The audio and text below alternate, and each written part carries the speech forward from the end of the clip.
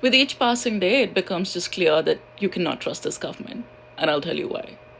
So in 2024, the then Trudeau government, same people as today, they said that they'd banned the exports of arms to Israel and stopped issuing new permits. That was a lie. They just found new ways of doing it, and then they continued to lie. And then they found another way of doing it via the US. The Canadian government exploited an exemption in the Arms Export Act that allowed for parts, technology, and equipment to reach Israel without oversight via the US. Right here. Then in September 2025, after months and months of pressure from activists like myself, they did this. They recognized Palestine and gave a lot of people hope. And then just decided to not do anything beyond that. So Canada recognized Palestine but actually refused to help Palestinians, especially students who had letters of acceptance from Canadian colleges and universities. And this was rightly called performative by someone a lot of us actually know, my former member of provincial parliament, Dolly Begum, when she was a part of the Ontario NDP, but it also seems like her own words don't really mean anything because she did this. When opportunities present themselves, some people make use of it. So now she crossed the floor and is running as the Liberal Party candidate, the same government that she criticized heavily last year as performative.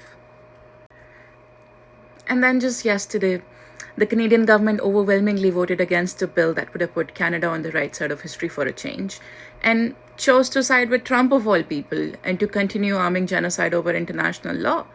This law or this bill would have stopped the flow of weaponry to Israel, but also to countries that are committing crimes against their own people, including our neighbors down the south, the United States.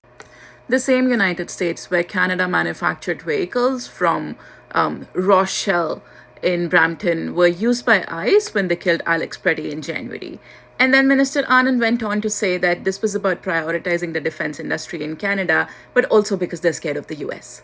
Yeah, scared of the US, so much for rules-based orders. The sign is back in the window.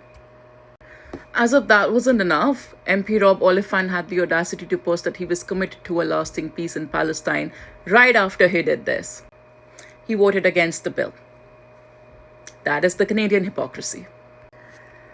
And with the constant flip-flops we've seen from our so-called objections to the US-Israel-led attack on Iran, without any mention of the absolute decimation of international law, any goodwill that we'd earned after Davos has gone down the drain.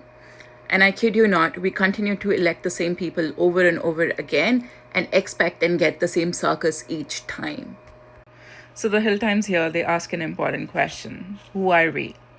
Are we a country that prioritizes our principles, our morality that we wear as part of the Canadian exceptionalism package?